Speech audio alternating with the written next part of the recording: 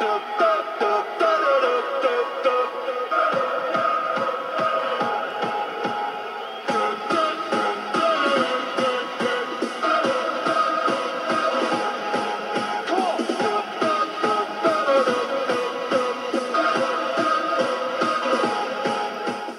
fortunate. I'm Cam Pincus, by the way. I'm with the Integrated Services Department here at Stainer & Company. And we're very fortunate to have Dave Rowan of the Philadelphia Union here with us today. Dave's going to talk to us a little bit today about motivation, how to motivate a team, how to operate a sports team. And Dave's a local guy, a lot of experience in Philadelphia sports. We've been with the Phillies and the Eagles. You're a Penn State guy? Absolutely. Penn State guy. So I'm going to turn it over to Dave and let him tell us about professional sports. Thank you. Thank you, Cam. Thanks for coming. Appreciate it. Thank you. Good morning. Good morning. Good morning. Not easy for me to stand in one place, so if I kind of roam around a little bit, please apologize, and it'll help me pop back up here. I appreciate the opportunity. We appreciate the opportunity to meet with you all and talk a little bit about the Philadelphia Union. Keystone Sports and Entertainment is actually our parent company, the holding company. The main investor is a man by the name of Jay Sugarman, who's out of New York, who owns iStar Financial, and there are multiple other local investors that are involved. Really was important from the beginning to involve local investors because, as I was talking with Scott, I'm a native of this area, and what's it, 63% of Philadelphians live within 20 miles of where they were born. So the importance of a very parochial town and understanding it and being part of it is the most critical thing when it comes to opening up any type of business in Philadelphia. It really is important to know the market, know the marketplace, know what drives the market, the pulse of the marketplace.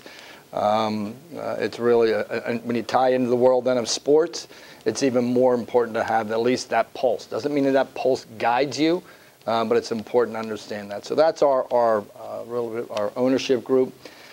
The word profitable is interesting because, you know, if you think when this franchise was first founded, let's go back when it was first founded. 2008. 2009, started raising money. Pretty good time to raise some money. And imagine going out and saying, hey, we're going to bring a soccer team to Philadelphia. Well, not going to be Philadelphia. We're going to put it in Chester. And we're going to build our own stadium down there. Not near the sports complex, but we're going to build it in Chester. And we're looking, you know, for some assistance here. Imagine that. And the word profitable. So I will tell you that from a profitability standpoint, you know, we aren't profitable. Not yet. We will be. But we had to take a lot of debt on, again, especially back in 2008, 2009, companies and banks were just throwing money away. You know, the bond markets were going very, very well. So the word profitable doesn't necessarily mean that you are making money on your P&L, but profitability is, again, looking at it. Are you advancing? Are you moving it forward? From an equity value standpoint, from a franchise, absolutely the franchise value, you know, ties into it. So the word profitability, again, is, you know, I don't have to speak to you all, again, how you define that. But we are again, a business that is based here that really made a critical decision in going and being in Chester. And people can still laugh and say, Chester. I mean, again, here's John and a season ticket holder. People probably thought we were crazy there. But you think of where that stadium is at. Easy from Delaware, easy from the Blue Route, easy from New Jersey, where I hail from, easy from Philadelphia for the most part.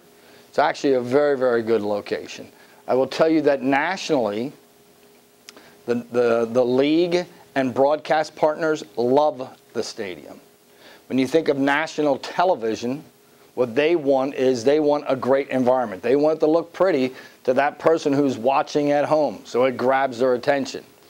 If you've ever seen one of our games, hopefully you've attended one of our games, or we'll get you to attend one in 2015.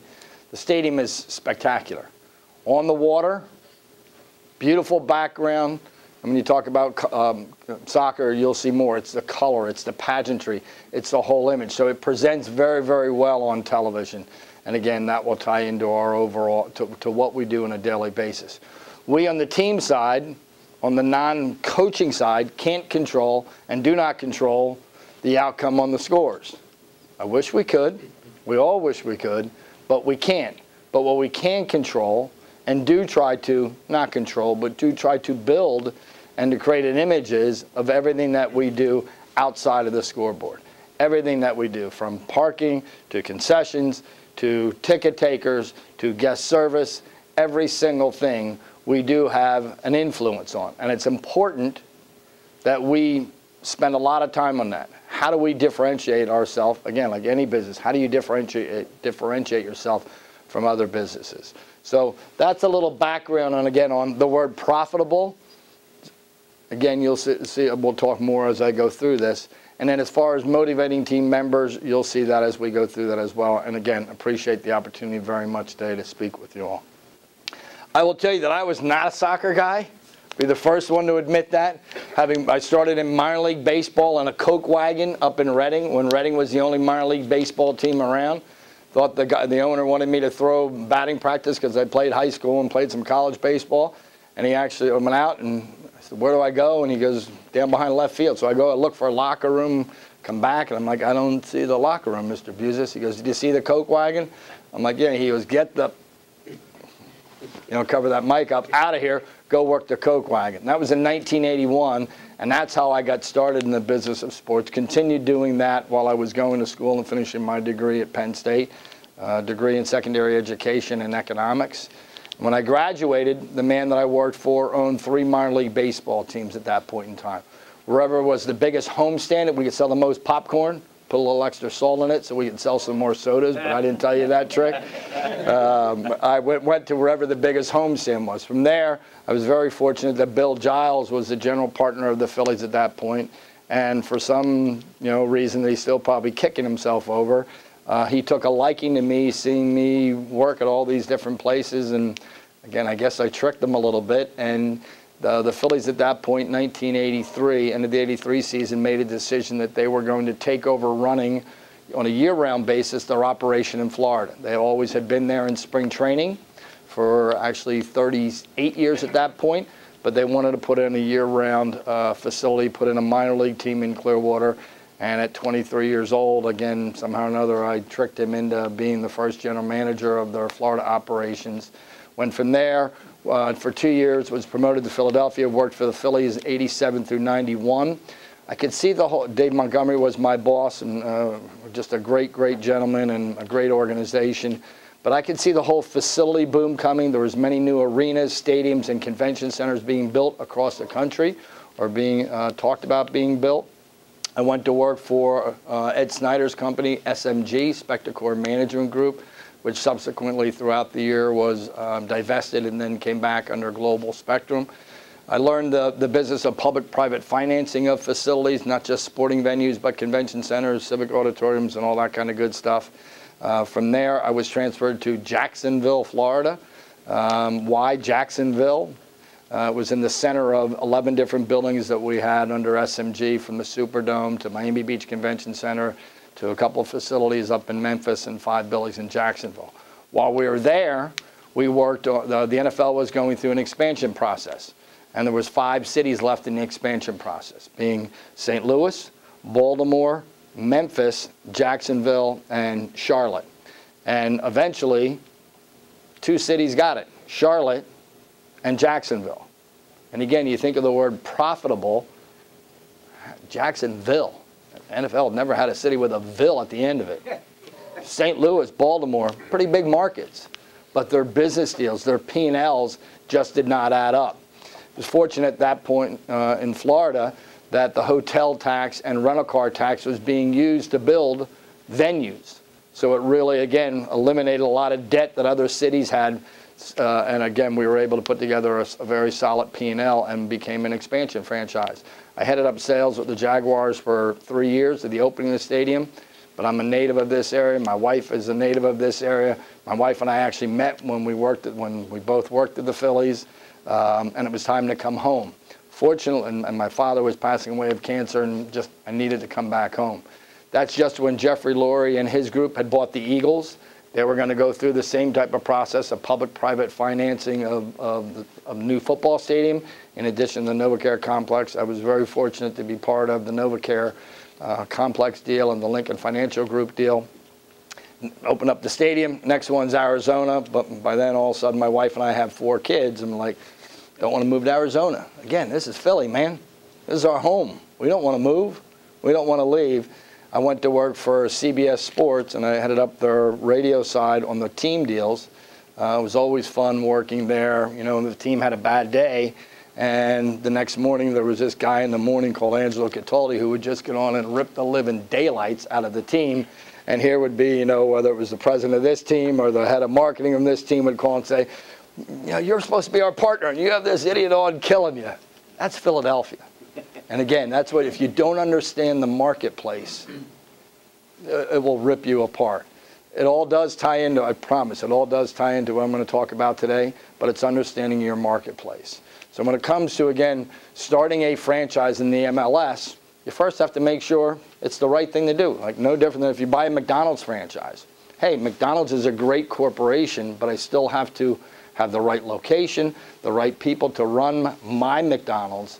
And again, it will tie into overall here.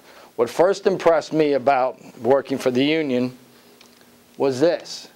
A lot of companies have mission statements. Again, I will be prejudiced by, you know, when I took the job at the union, I was 48, 49, somewhere around there. Kind of the years get, you know, a little bit tougher to count as you get older. I wasn't going to go to work for a company and for ownership that I did not respect. I wanted to make sure that if I went to work that day, that I was going to work for a company that truly valued their employees and truly valued what their mission was, what their goal was, what their purpose was. And again, mission, purpose statement. What is the purpose? Why are we in business? What is our role as being an owner of a MLS franchise or a sports franchise in Philadelphia? It's not just a mission, it's a purpose. And this was done, there was a man by the name of Clive Gilson, and Ashley was one of the original employees, number 3? Technically number 1, and was part of a process that Clive Gilson, again, fascinating guy, used to be head of a different department within Saatchi & Saatchi, one of the major advertising companies. He did a lot of work with the Chicago Bulls in the Michael Jordan era. And everybody say, oh, Michael Jordan, it's easy to win when you have Michael Jordan. It's not. And you remember the Bulls, year in, year out, the level they competed at, just the drive that they had. Clive Gilson did a lot of training with the Bulls, both their organization, on the business side, and on the team side. And we are fortunate through a relationship that Nick Sikevich, our CEO and operating partner, had a relationship with him. It also helped that Clive was a soccer nut, which there's a couple of them out there, to say the least. He was just loved soccer, and he had an opportunity to come and kind of help shape an MLS franchise and do it different than maybe what's been done in the past in Major League Soccer. So he helped develop this along with the original employees that were there. And again, I think it's a truly impactful thing. This is how we hire. This is what we try to do with our fans. This is what we aspire to each and every single day. This is our guidepost, the type of partners that we have from our major corporate partners. We hope that, again, we try to align with them, that they have the same type of purpose to make a difference. Again, you don't want to make it sound like, you know, we're curing cancer, but we're providing, sports is a great outlet. It's a great getaway from all the other crap that's out there in the world. So if we don't provide that type of enjoyment and that type of an experience back, we're missing out on it. It's not just about owning a team. It's not going back to that first page just about being profitable. It's about doing the right thing, and it's about providing a great opportunity to a marketplace that desires that, right? We're tough son of a guns, man, in this marketplace. If anybody from outside of Philadelphia tries to pick on us, I was saying to someone earlier, we're going to drop gloves and go at it right away. But inside Philadelphia, we protect each other. We're proud of what we are and who we are. And again, I think this purpose statement really reflects, you know, what we want to be. Greatest imaginable challenge. That is our goal, to be the most admired American soccer brand. We got a hell of a long way to go. Don't we, John? We got a long way to go. But like anything else, if you don't have that solid foundation to start, And if you don't have things that can, again, that you can check back on. And we make mistakes, don't get me wrong. You know, we make mistakes, I don't want to say every day, but we make mistakes. But if we always go back and try to say, are we following these guideposts? Are we hitting on most of these? Why are we going to do this? Don't do it just to do it. But again, if it ties into this, it really provides us a great opportunity to be successful and to someday be profitable. Again, I wasn't the soccer guy, but it was Peter Luco who at one point was running the Flyers and Sixers, and Comcast Spectacor was a good friend from days of working together. And he called up and said, hey, the president of the union was really more of a startup person and wasn't necessarily a Philadelphia guy. And he's going to be transitioning back to Florida and do his consulting. They're looking for somebody. And again, my first reaction was soccer. I mean, I was, you know, the dad who would, okay, 4 kids, they have a soccer game. Okay, let's flip a coin, hon. Oops, sorry, you lost again. I didn't get it. It wasn't my sport. I was the baseball guy, the football guy, the basketball guy. But guess what? Like any business, you don't buy a business for yourself, or if you do, that's kind of risky. You buy a business or you believe in a business and you invest in a business.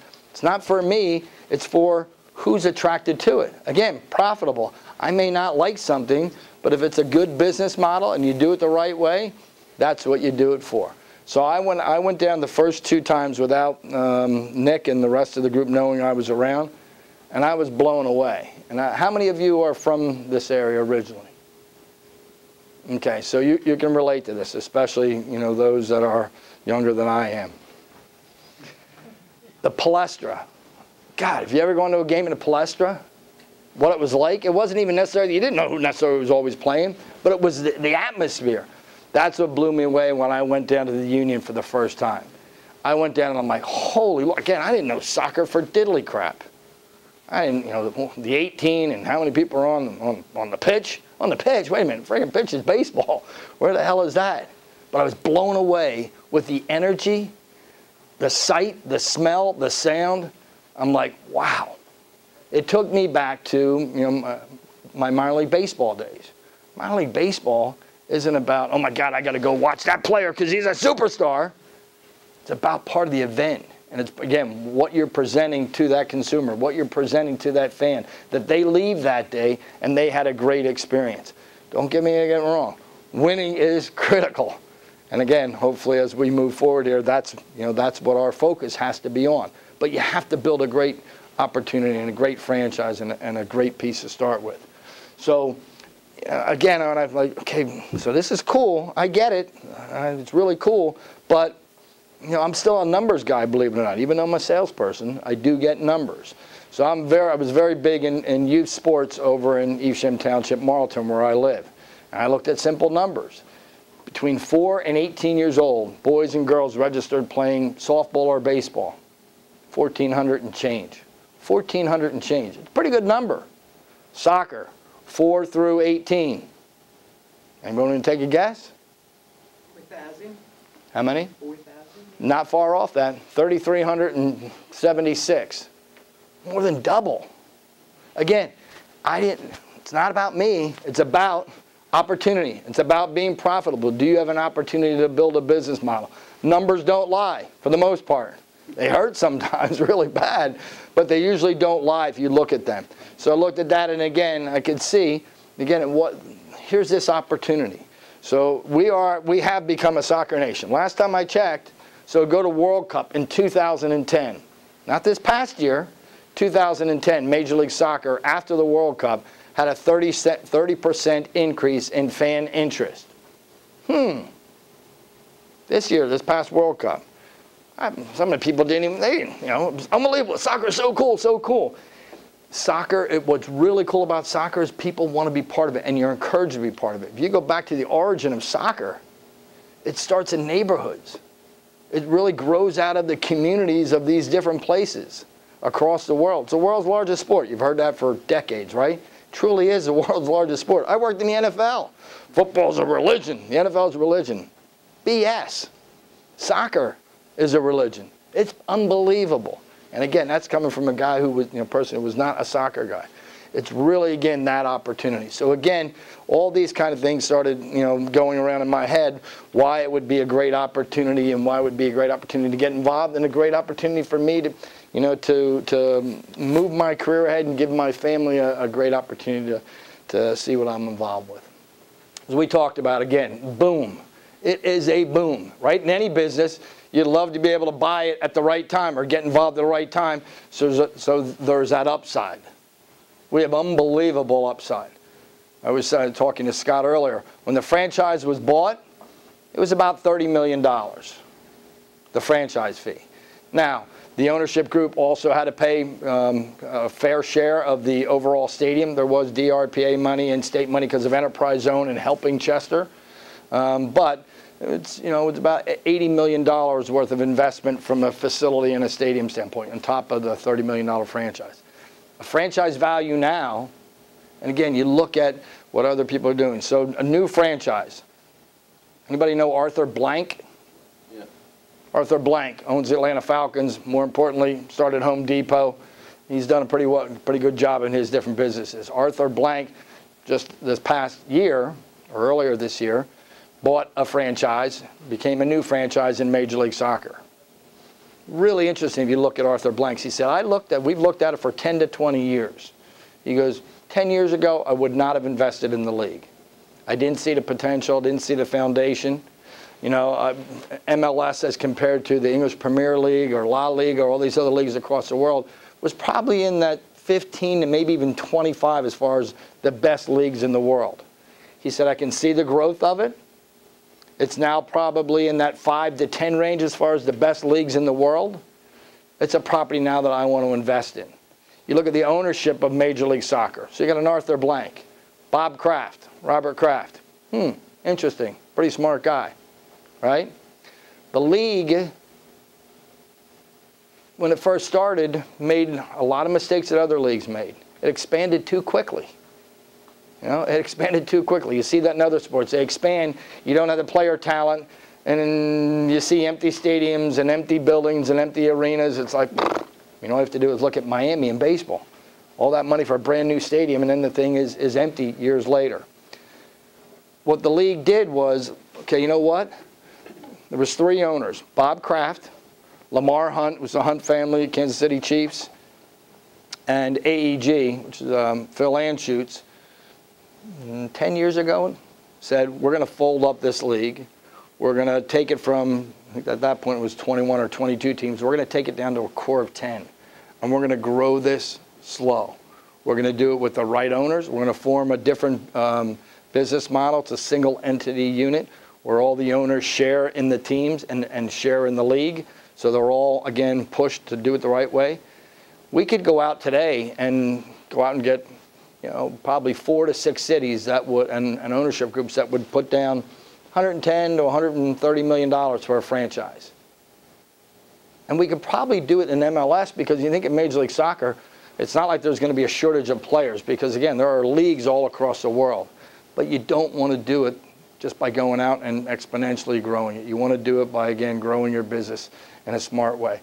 So the league is now 19 teams. We have 2 new teams coming in the league next year, NYCFC, which happens to be owned by Manchester City. Interesting. You're starting to see investors and ownership groups from other leagues see, wow, United States, this thing's taking off. It's owned by Man City and the New York Yankees. Heck of a combination. Orlando City is coming to the league this year. Orlando City is owned by a Brazilian group that also owns multiple soccer teams in secondary leagues in Brazil. They see that. So more and more it's becoming a destination league, not just for players, but for ownership groups that see the value of Major League Soccer. I think the other key thing that again, with any business is we talked about location. So, again, people laughed at Chester. The location geographically really presents itself very well. What was key to us, though, was getting the I-95, to get ramps right off I-95. It was delayed, I will tell you that. It was a pain in the neck at the beginning, especially if you were coming from the PA side. But getting those ramps that now dump right into the stadium, right by the stadium, was very, very important. The other thing that has truly helped Major League Soccer, again, I go back to what blew me away the first time, and again, comparing it to the Palestra when I was growing up, it's soccer-specific stadiums. You don't want to ever go to an event where the stadium or the arena is too big. If it's empty, even if it's a big crowd, it's empty. It doesn't have that feel. You always, again, what baseball has done. Look at what baseball's done over the past decade to 2 decades in essence. Going from the bigger stadiums, multi-purpose venues, to again baseball specific, where you're right there on the action. Soccer did the right thing, and ownership groups. That's now part of having an expansion franchise. You either have to have one right away, or you have to have commitments on a plan to make sure it's a soccer-specific stadium, which again makes it be a lot more attractive and a lot more of the feel of why it's important to be part of that. Sorry about that. I thought I had that turned off. The league continues to grow. How about this? Over the past 3 consecutive seasons, Major League Soccer, on average, has outdrawn the NHL on average attendance and NBA on average attendance. Wow, is right. But then I go back to, again, numbers. It comes back to numbers. I may not have liked the sport growing up, but if numbers are there and you do it the right way and you build the right model and you put on the right show, people will come to it. We're past blessed. And again, we have to start winning. We have to start competing at a higher level. But we're blessed. We have about 96% capacity for our games. That's unbelievable. We are truly, truly, truly, truly blessed. Without season ticket holders, and this isn't a crock of crap, without season ticket holders, you're done. We can have the greatest sponsorship people and salespeople in the world, but if we don't have season ticket holders and if we don't take care of that, and they're not season ticket holders anymore. What's the new name? Season ticket members. Season ticket members. And that may sound like a bunch of crap too. It's cute, but it truly is. I mean, they're making a commitment in you.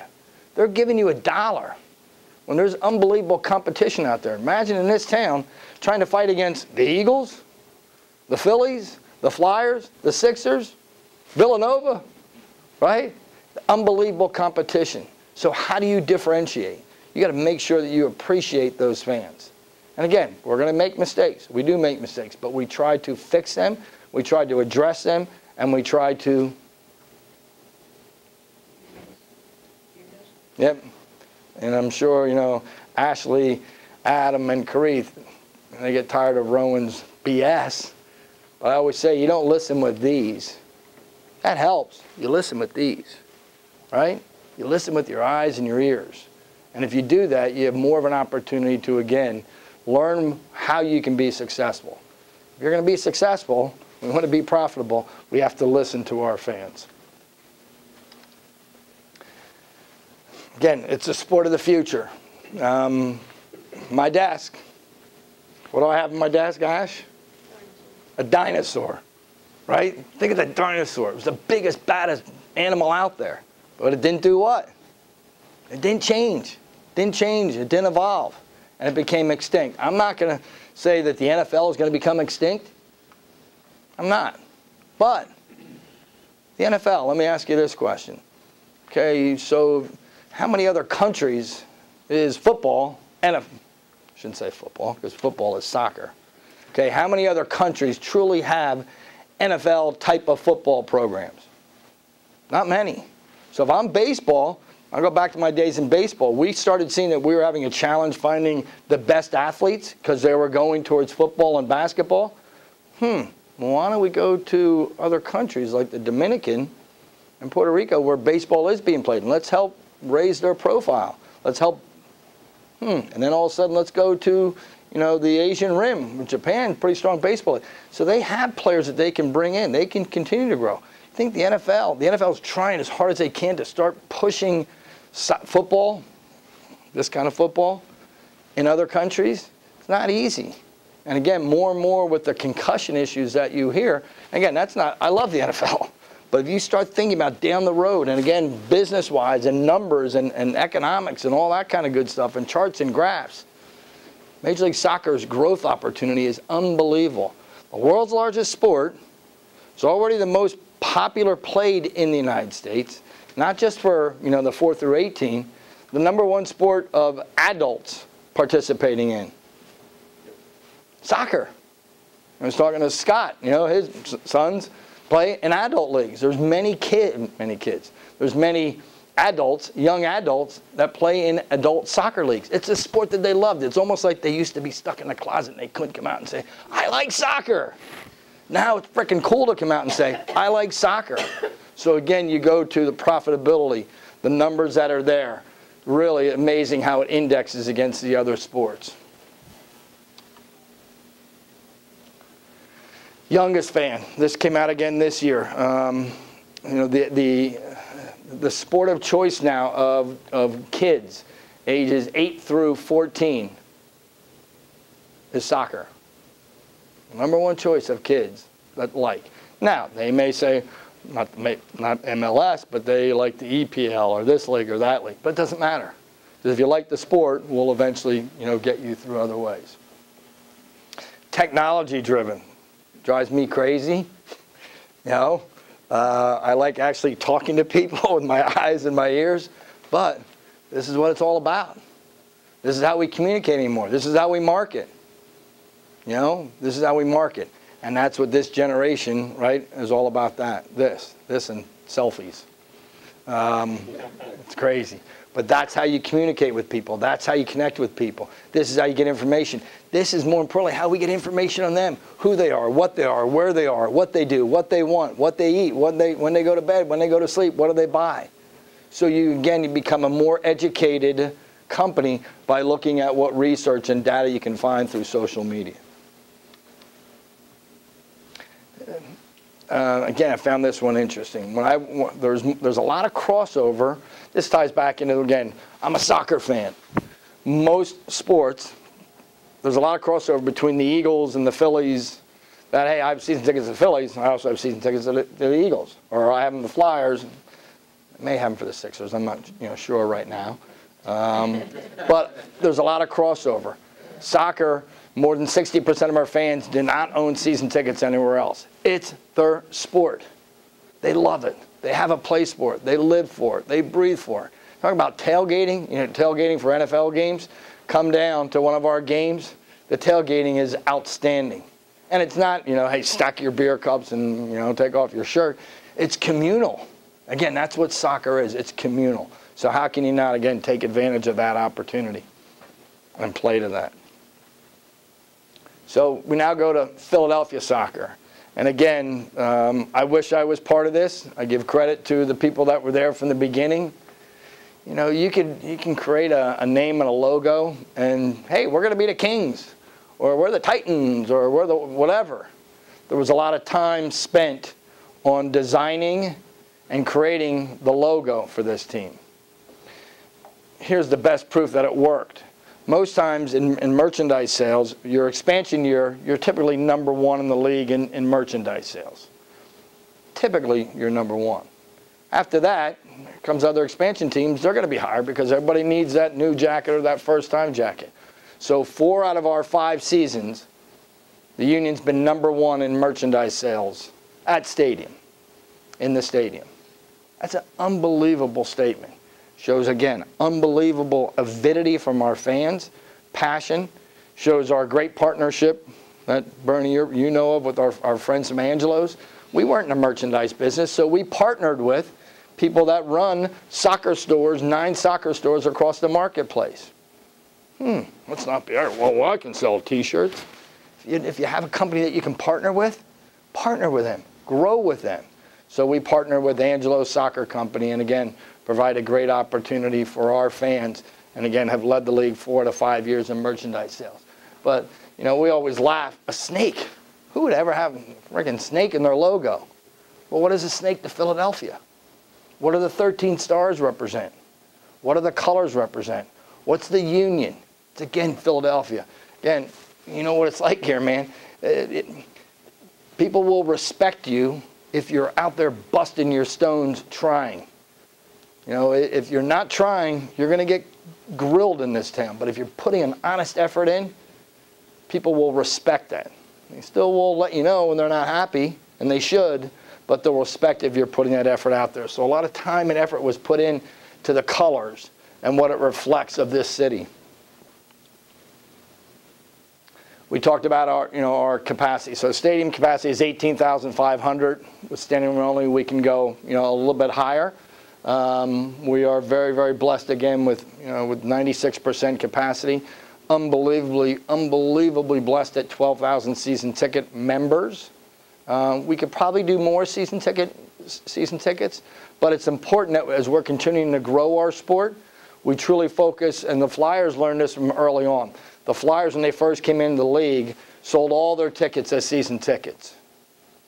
You really like that contractually obligated income, but what it does, it hurts you from growing your fan base because you don't get a new fan, a new opportunity to expose your product to someone else. So we will cut our season tickets at 13,000 because single game sales to get new people, as we're again trying to grow our relevance. We grow our relevance. We're still, that David trying to fight up there to Goliath as it comes to this marketplace. We're not, ridiculous that we're already there. We're not. So we cap it at that, and then groups. You think of again soccer, youth group sales is gigantic. Opportunities for groups to come out to games, which then also gives us opportunities to meet people, get new customers on a single game basis, or future season ticket holders. It's important that that's how we went about it from that standpoint. Very, very, again, young. We talked about 65% between 18 and 44. I blew by that a bunch of years ago. But that's where that core soccer fan is. That's where we build our business. That's how, and again, you think now from a standpoint from our corporate partners, what we present to them, their message is going out to that group that has money and that is affluent and has a need to buy different things, whether it's a Toyota car, whether it's people laugh at it, bimbo, not bimbo. Again, I talk about merchandise and how awesome this marketplace is. People thought when we put the word B-I-M-B-O on our jersey, right? You're going to walk around, a female's going to walk around with bimbo written on it. You're going to crap the bed in merchandise sales. It ties into soccer. It was unbelievable. I remember, again, even Bimbo, the parent company, was a little bit nervous. How are people going to react to this? Well, Bimbo across the world is the number one. It's just like, I got to Xerox this thing. Again, I'm really dating myself. But hey, can you Xerox this for me? Or, can you get me a Kleenex? Bimbo is known across the world. It's bread. You say Bimbo in South America and other countries, it's bread. But they were very concerned. As soon as we came out with it, our fans said, hey, if somebody said, well, I can't believe we're going to have something on that, our fans said, listen, that's an important part of the organization's plan and their business because that will help us get players, will help us build our franchise.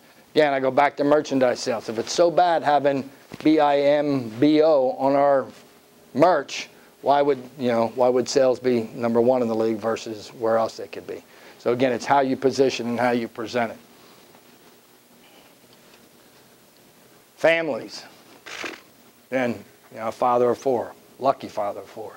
The more that I can give my kids and give kids an opportunity to be part of something good in life, with all the crap that goes around in this world, the more that you can have an experience with your kids at an event, at the end of the day, that's pretty important. And we value that. And that's, not BS. It's nothing like, again, seeing a kid that geeked up. It's awesome. That's the proudest moment as a parent, seeing your kids smile and enjoy themselves, right? So how do you do that? We're blessed that in soccer, and again, it's really how it is across the world, the players aren't above it. I'm not a badass. They're part of it. Players after the game go around and they wave and they thank the fans. First time I saw it, I'm like, how the hell is that? How much are we paying them to do that? Because again, I haven't worked in the NFL to get them to do anything. And I understand it. I don't like it, but I understand it. But that's not in soccer. It's known, and again, it goes back to the communities. It goes back to soccer across the world, that you're playing for your city. You're playing for your town. You're playing for your community.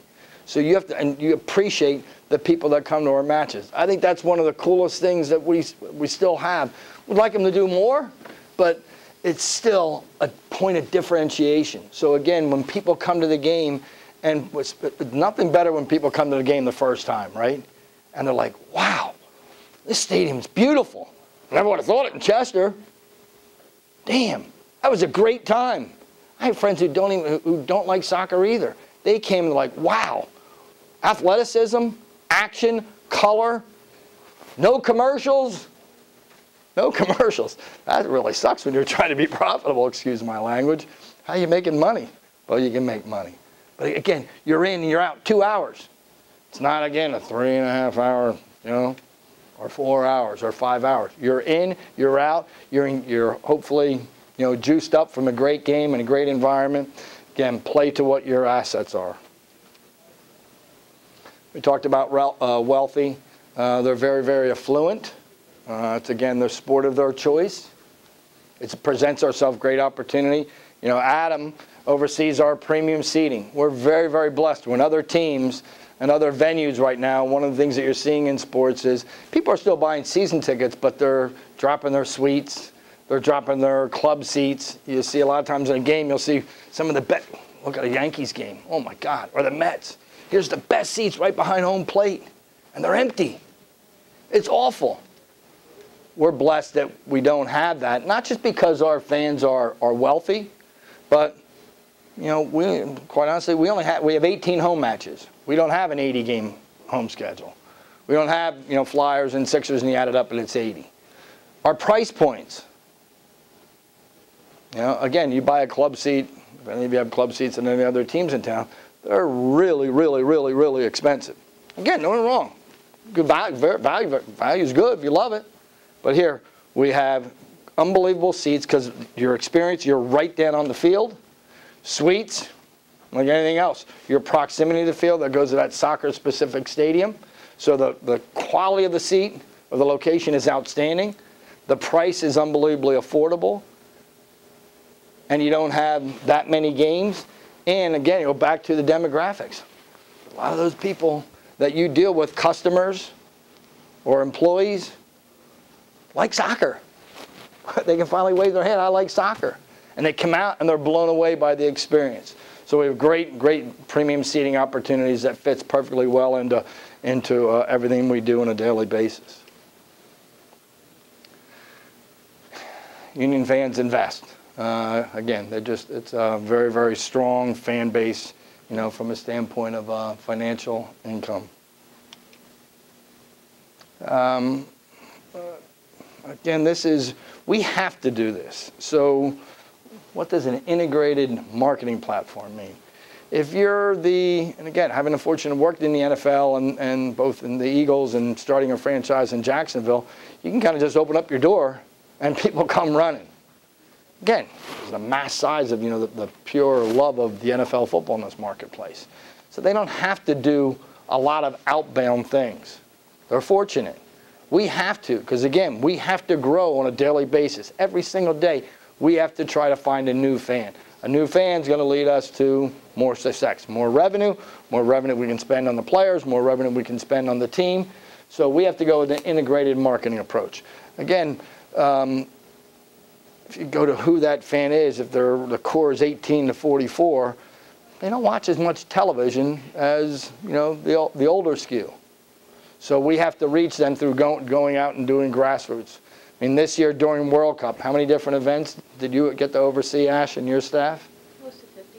Close to 50 events during World Cup. Go out to where people are who love the game, who are passionate about the game. Be close to them. You don't see that necessarily in other sports because they don't have to. We have to, we want to, and that's what's expected for soccer, because again, it goes back to that communal connectivity and how it does work across the world. Social media we talked about. Stadium, again, we talked about. And even on a broadcast. It sickened me at the beginning. In sports, leagues and teams get big checks. Big checks, right, to broadcast their games. Guess what we get? We get the right to write a check to CSN and to 6ABC for the right to air our games on 6ABC and the right to air our games on CSN. And I will tell you, some people say, that's ridiculous. You shouldn't do that. Or if you're going to do that, do a really crappy broadcast. You know, put up some, only use 2 cameras. Don't do it. We're like, no. It's, first of all, to align ourselves with 6ABC. You ever notice that Union soccer ball up there in the weather? Freaking awesome, right? Can't pay for that. Can't pay for that. And they do their open, the great Action News opens during the soccer season. We're in there. Align yourself with quality organizations. It may cost you, and it does. It may hurt our profitability, but it will really grow our business and grow our relevance. We decided again, you know what? We're going to do a broadcast. We're going to do it first class. Because why would you expect you to get a new customer, and I'm going to try to get Arthur to watch, and then all of a sudden you have these bozos announcing the game, or you're missing half the game. Huh? So invest. It's okay to invest and do it the right way. It's not okay. It's demanded. And in this marketplace, if you did it half, you know what? You would hear it in a heartbeat. We actually, and again, don't get me wrong, we make mistakes on our broadcast too. We made a mistake one year. We listened and heard what fans said, and we made adjustments. We try to always push it. We also try to push the edge. This year, in a couple of games, we mic'd the coach during the game. Had to make sure we were clean in most places in the truck, but it was actually really clean. We mic'd a player a couple times, right, Karith? One of our number one things on our website was a feature called Mic'd Up. And what was it? It was literally just one of our players mic'd up from pregame to postgame the entire time. Fans loved it. One of the most watched things that we had on our YouTube channel as well. Because people want to be closer to it. If you love something, there's that insatiable desire to hear more and talk more. All right. And I use this a lot. So, sometimes in business we overcomplicate things. I was always taught, I was again very, very fortunate to work, to have great parents, unbelievable parents, and then to work for great mentors, along the years that I've worked, whether it was Joe Buzis in minor league baseball. He was a tough operator, but he was a great man, and he was a great business. He ran a very, very good business. And then working for the Phillies, Bill Giles, Dave Montgomery, whether they do things right on the field or not, they're good character people. They run a good organization on the business side and on I had great opportunity. Wayne Weaver, who was the owner in Jacksonville, the original owner, just an unbelievable human being. While my father was going through cancer, and it was a 7-month battle, we were opening up a stadium in Jacksonville. And opening up a stadium isn't fun. Wayne would make sure, if he was flying back to Connecticut, he would make sure that he would put me on his plane and fly me to Long Island, where he would stop and get me on a train so I could go home and see my dad for a couple of days. It's, again, align yourself with quality people. What the heck's that had to do with the KISS method? Keep it simple, stupid. Or sir, depending how you want to do it. Don't try to make it, it's not rocket science. Again, listen, feel in this marketplace, feel the fans. Know what your property is first. Know what your opportunities are. Go back to that purpose statement. Be relentless, be passionate, be authentic, and you can be successful. Again, hire good people. Don't have to, I'm the boss. Who gives a rat's tail if you're the stinking boss? Right? We hope, and we say this all the time, and proof's in the pudding. I hope that one of our employees gets a great opportunity to go and become the grand poobah or grand poobahess of somebody somewhere else. Some companies are afraid to have their people leave. I don't like it. We had 2 great people leave us in the last, 16 months. We had a person leave us a month ago now, but it was for great opportunities. It sucks because you have to retrain somebody. But if you're getting your employees to train the people below them and to help them grow, it's a great thing.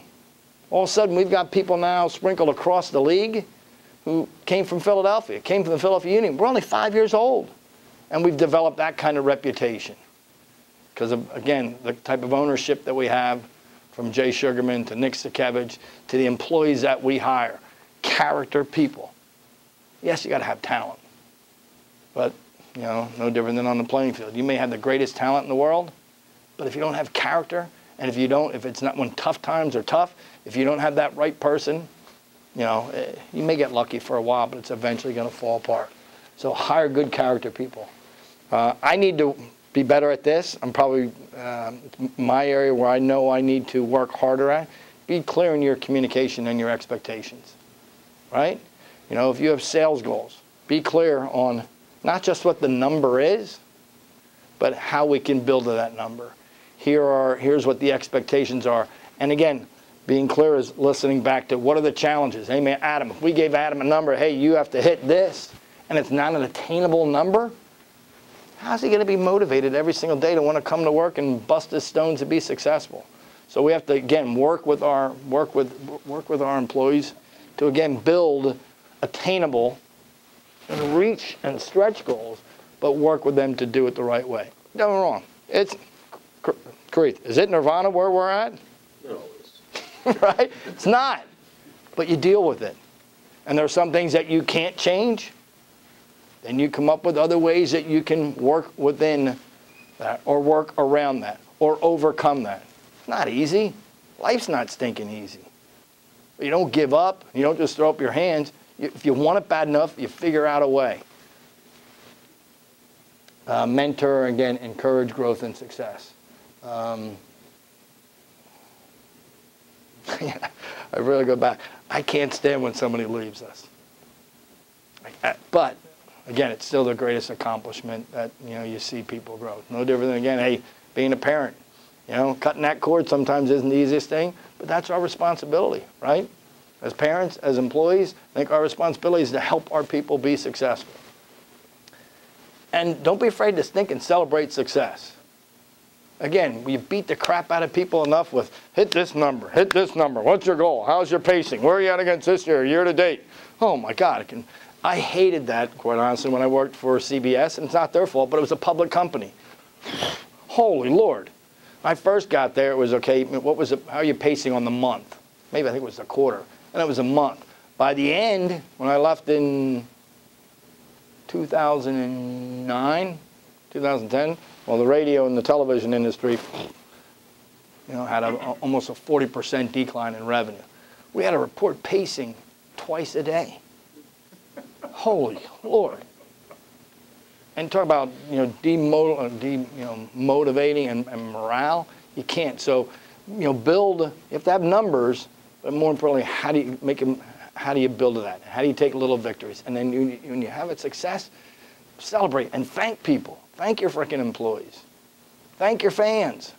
Again, it shouldn't be fake. I hope we don't come across as fake when it comes to that standpoint. We got to do a better job of winning. We got to freaking win. But I hope we're not, we don't come across as fake there, because it's not fake. Somebody makes a commitment in your business. Again, they could go spend it somewhere else.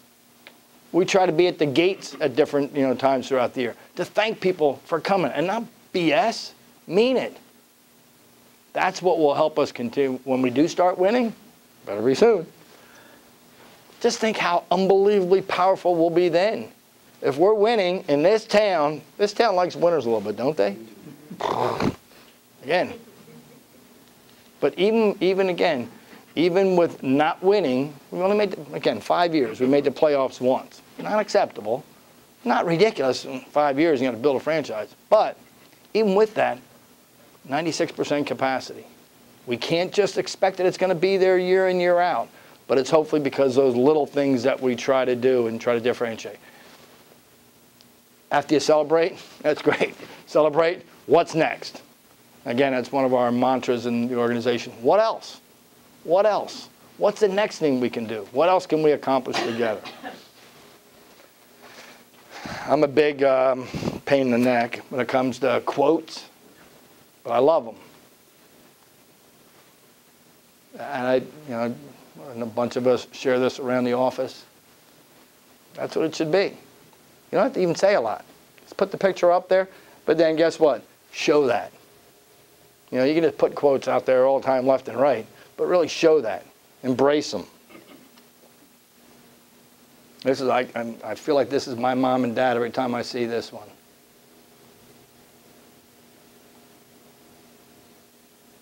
And then you can say, well, if you don't get that in return, sometimes you're not. And don't get me wrong, there's sometimes with employees, you're not going to get that back. And we all have tough decisions to make. Again, you can have the best ticket seller or corporate salesperson, but if they don't buy in to the model and to what your organization purpose statement is, doesn't matter. You may have somebody who does buy in, but they don't hit their numbers. It's harsh, but we have a job to do. But if you can, you know, my wife laughs at me. I've had to get rid of a couple of people or part ways with people in the different, you know, places I've been. And one was a really, really, really good friend when I worked at the Eagles. And, you know, he just wasn't doing it. And we tried and we tried and we tried. And one of the hardest things I ever do was I had to let him go. Well, 2 weeks after letting him go, he asked me to be his best man at his wedding. My wife goes, "You're such a bullshitter. How the hell do you pull that off?" But you were honest. And sometimes it's just not the right fit. It's not the right time. It's not the right place. But hopefully, and that person, again, got out of the sports business, went on to a different venture, and is kicking butt. And believe it or not, we're still friends. I don't know how. But be honest with people. Be clear to people. But recognize it doesn't always work. That's all I got. Questions that I can answer about the business, or you know, and I also would say, don't just ask me. I mean, I'm Mr. Corny, as Ashley, you know, knows more than anyone else probably. It's the employees that make us who we are and what we are, and that's not BS. So if you ask questions, I'm going to really have them answer because I don't feel like answering anymore. I'm tired of talking. No, only kidding. I have a 19-year-old son who's a huge Union fan, and I think one of the reasons is because he and his friends can afford to go to the game. They can afford the ticket, they can afford the parking, they can afford the merchandise and the food. And that makes it very different than the other sports in this town, if you can even get them. So my question is that by design of the Major League Soccer group, or is it because that's what you have to do, and as it becomes more popular, you would expect the expenses to rise commensurately to other sports, other local sports, or? Who wants to answer over here? I do. So first, we only have 18 home games. So from a season ticket standpoint, it is definitely more affordable. Soccer, even across the world, is always known for being less expensive. And it will continue to be that way. Will you have an escalation of price? Yes, but it's very, very important that we recognize that families and groups are part of our success. Don't get me wrong, you're always going to have some little increases, but we've tried very, very hard to not, you know, raise our season ticket prices. You know, some teams do it automatically each year by X percent. We don't. So it is definitely an unbelievable asset that provides us that opportunity. And I don't see anything significantly changing that in years to come. You know, is the league's next major growth opportunity, significant growth opportunity, will be in 8 years. And why I say 8 years is that's when we just signed a new 8-year deal, national television contract. The next one will even be exponentially higher. With that, the more money that is there for the league, the players deservedly do deserve a fair share. Different, though, than other sports. Again, I go back to the difference between Major League Soccer soccer just isn't about the players on the pitch. It's about the overall environment. So right now there's collective bargaining agreement discussions going on with the players union and the league because, again, the new TV deal started. There were a lot of leagues, they're not really good conversations. They're kind of ugly. The conversations, and you'll hear a little bit of banter back and forth, have been very, very positive. The players do understand that we're still a growing sport, and we've got to fight daily to keep growing that relevance. Thank you. Is there, go ahead. I think there's a lot of people out there who are passionate about a sport, and they don't care what team they're watching. They're there to watch the skills, the strategies. But I think the core fan base, especially in Philadelphia, takes ownership of the team. Mm-hmm. I sure do. They take it personal. A win or loss is them, which is a good thing. They don't want to hear about that in New York and they own the team. Mm-hmm. That being said, having a stadium outside the Philadelphia limits, where people identify as Philadelphia fans, does that pose a challenge to you? I mean, sure. But I'll say this: our fan base is not just City of Philadelphia, and other sports teams. You know, the Phillies have fans that come. I grew up in Reading. I'd come down to games. Would it be unbelievable to have a stadium in downtown? Guess what? Portland does, Houston does, a couple other ones do, and they just flat out kill it. Unbelievable. Again, I use the line all the time. I wish I had stinking hair on top of my head. I don't. So I try to comb it over the best I can. No, you take advantage of, you take what is the issue. Again, let's use a great thing in Chester. And again, I learned this in minor league baseball. Chester, ask me or ask us, how many incidents have we ever had at a game? Zip. Ask how many acts of graffiti have ever been done in the stadium away from a day of game. 0. Why? More than 60% of our day of game workers are from Chester. It's, you talk about again, pride, it's their pride. You know what? It is an area that's been just beat the crap out of it. And is it somewhat of their own fault?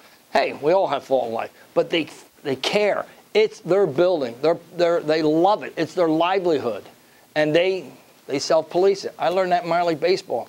When I graduated Penn State, the man who again owned the 3 different teams said, hey, we're firing the general manager in Hampton, Virginia, because he won't clean the stadium. A fan asked him, because there was pigeons on the seat, a fan asked him to clean it, and he told the fan to go to hell.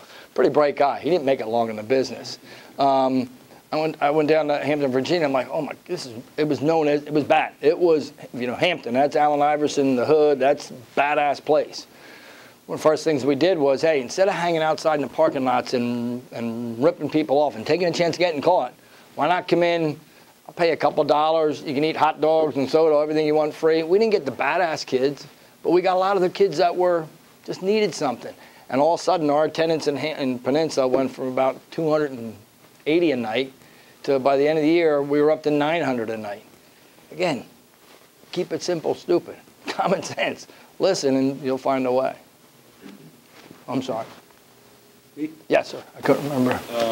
What's the status today of the stadium expansion that was announced about 18 months ago, and what's the latest you've heard about when Buccini Poland may start additional construction that could affect you all? Yep. First, on the stadium expansion, that was truly driven by discussions we were in with our great partners at Villanova.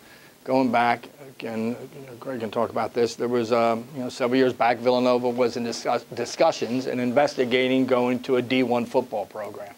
That was really the impetus for our conversations of expanding the stadium, because there were prerequisites that really, to be in that was Big East at that point, to be in a Big East D1 football program, you had to at some day be at least 30,000 was the minimum from a stadium standpoint.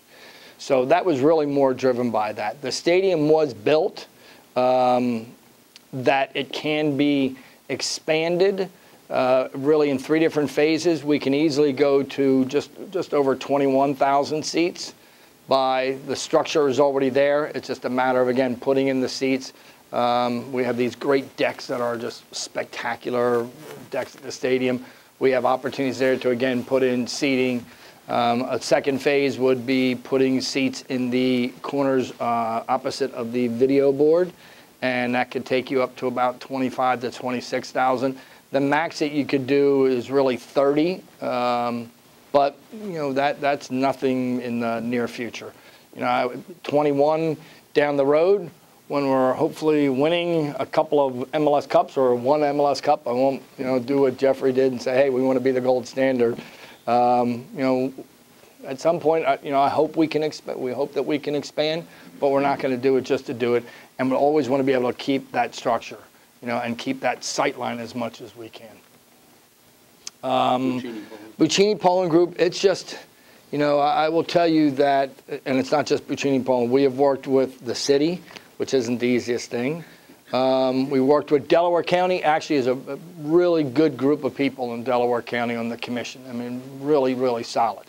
They're just, we've tried to, with some of our partners, to get them to invest in putting retail in the area. It's just not there yet. We continue to push to get that to happen. I don't think until the economy truly is at a much more stable point, and companies will be willing to spend. There's still that leeriness out there. So, because we do have the master plan rights to that area. We now have practice fields that are right adjacent to the stadium, but I think that will even help a little bit just from enlightening the area. We continually meet, again, with Delaware County, with Harrah's, with Monroe Energy, who's since moved into the area from an employment standpoint, and what we can do. But I'm not trying to give a BS answer there. I think until the economy straightens out and until we can get a retailer, whether it's a Wawa, whether it's an Acme, whether it's a ShopRite, to make a first test, it's going to be a while yet. Thanks. Thank you. John, did you have a question? Yeah. You touched on just a little bit player motivation, essentially through compensation-related things. Can you talk a little further about maybe how you see the evolution of the team and the team, because it's a bunch of guys out there who are motivated or not to play strongly or not, and you can watch differences, different nights, different guys. Again, I'm not on the technical side, but what I will say is, it's funny, when I first got there, I was asked, well, what do you think about our first head coach was Peter Novak? What do you think about him? And I didn't know enough about soccer. Are we doing a 4-4-3 or whatever? How are we doing on set pieces? I didn't know any of that crap. But what I thought was, watching him, listening and watching him, he reminded me of Mike Keenan. And I don't know if anybody knows Mike Keenan. Mike Keenan was a hockey coach and was known for he was kind of like that, what's those energy things, like the highest monster or Red Bull. Mike Keenan would get some quick results, but he would do it by, you freaking good player, you're going to fire your ass, I'm going to kick your ass. He was a demotivator. And we got a little spike. Remember that, the really second year, we got a little bit of spike, and then boom, crashed. So we needed to make a change from that standpoint. John Hackworth was our second team manager, was the right person. John's background was really more from the player development and academy side, and John did a good job of helping our younger players. And I'm not speaking behind John's back. It was really hard on John when we started to not win, and it really hurt him. It affected how he was going about his everyday, and when you have that, then a locker room can start feeling and sensing that too. Jim Curtin is our team manager. Again, knock on wood, but it's a perfect storm. He's a Philly guy, so he knows how hard fans are. He knows that, Mike Schmidt said it best when I worked for the Phillies. I went to bed a hero, I woke up a goat. That's Philadelphia. Jim understands the marketplace, number one. Jim played in the league 14 years, so he has a respect from the players that, hey, I know what it's like, right? I know what it's like playing. I know what it's like going through what you go through. Jim and his coaching staff, Chris Albright, who's our technical director, again, a Philadelphia native. Technical director is like the GM in soccer. They know the kind of character people they want, who fit Philadelphia, who fit the style of play that we want to play, aggressive push. Financially, you know, the MLS, and it's goofy, but I get it. MLS has a salary cap. And it's only like, I don't know, a little bit over $4 million this year. It's going to be somewhere around there. But you as an ownership group, you heard the designated players. You as an ownership group, if you want, can go out and sign, you know, the Michael Bradleys. Going back to David Beckham. You can go back, and that's out of your own money. The original salary cap, a third of our ticket revenue goes to the league. Every team, a third of their ticket revenue goes to the league. That pays the players' salaries. So, you know, we've said it a couple of weeks ago. We're not financially set up that we can go out and just sign free, you know, DPs left and right, like Toronto did last year. Again, I'll also say, from my other sports background, I'm not a believer in that. I think you win with your core players. I think you then make good trades, and where you can go out and acquire a player or two to make it fit. Long-term sustainability, you have more of a chance to be successful that way. That's always been, again, I'm not just saying that because I work for the union. I look at the Cowboys, I look at the Redskins when it comes to the NFL, I look at other sports who just go out and dump money into players. Don't get me wrong, you got to have talent, and we know we got to improve our talent. And we're going to invest more than we have. And that's part of our plan next year. Is we've even made cuts in certain areas so we can spend more on the player side. But we're never going to be that, you know, golden goose where we go out and just sign, you know, $4 and $5 and $6 million players. I shouldn't say ever in the near future. That answered a little bit, John. Yeah. Is that okay? We'll see. Exactly. That's proof's in the pudding. I agree. But you know what I will say? I do believe that the plan we have for what we are and who we are is one that should get us and better get us to the playoffs. We're one spot out of the playoffs this year. We have to improve. We have to do it in talent. And again, you get to the playoffs, you never know what can happen. You know, you never know. Did you attend the Open Cup final against Seattle? Yeah. Was that unbelievable environment? I mean, we played Seattle, who is the Goliath. You know, they're owned by Paul Allen. They've had a team for many, many years. 88th minute. Still hurts, right? Mm-hmm. Right? But we were right there with them. Now, we got the extra time. They brought off $20 million off the bench. You know, politely, we brought in a little bit less. But still showed that, you know, in the league, soccer is not a high-scoring sport. No kidding. So your opportunity to succeed and be successful isn't as volatile as it is in other sports. Speaking of Seattle, from a perspective of a fan and someone who follows the league, they seem to be, from a total package, somebody that, I mean, you look at that organization, and I'm a transplant to Philly, and I love what you guys are doing, but they seem to be like the gold standard in terms of the total package. A team in the MLS that you guys look at, kind of like what you see in the NFL with maybe the Patriots, or that's kind of right now that you guys would say, man, we'd love to be like those guys. And who is that? What you can't do is you can't create history. So, and I'll use, there's some great franchises. Portland is an unbelievable franchise. Seattle, as you referenced, unbelievable franchise. Guess what? They've had a team for 40 years. Wasn't in Major League Soccer, but it was before Major League Soccer, they were in USL or NASL. So kids or season ticket holders at Seattle or Portland probably went to a game with their dad or with their soccer team many, many years back. So, you know, we're at it 5 seasons. So we can't force that, you know, growth. We're again going to try to emulate of how they treat their fans, how they put on their game, how they put on their environment.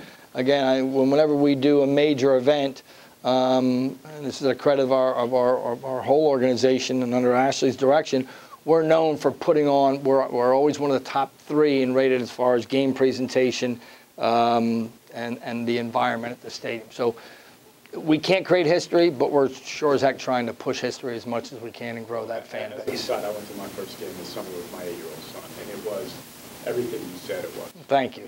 Did we win? Yeah, we did. Whew! Got one.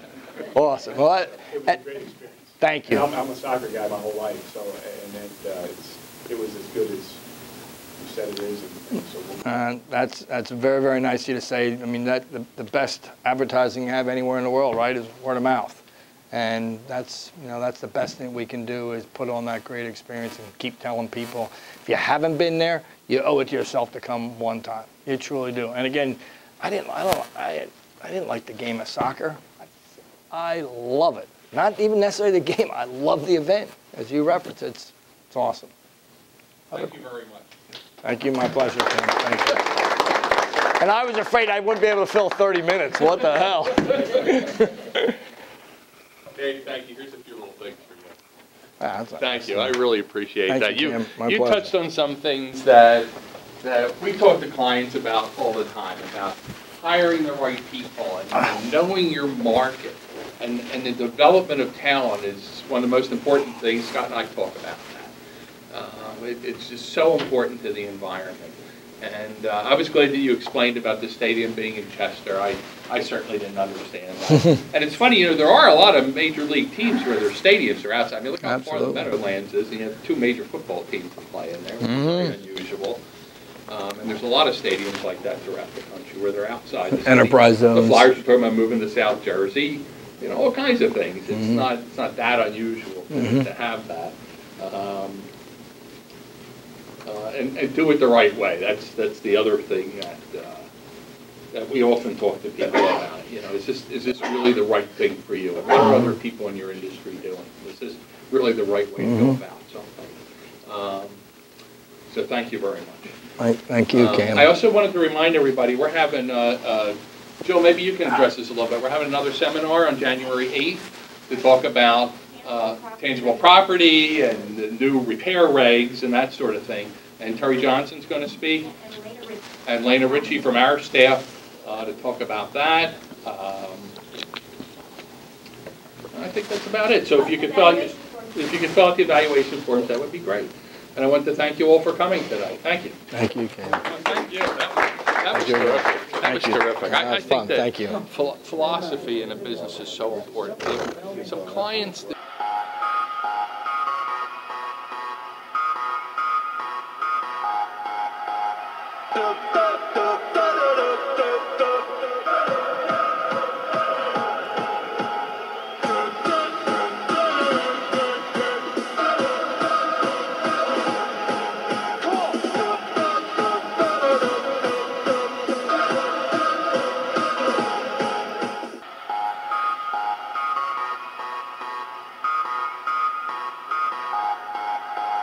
Da, da, da, da.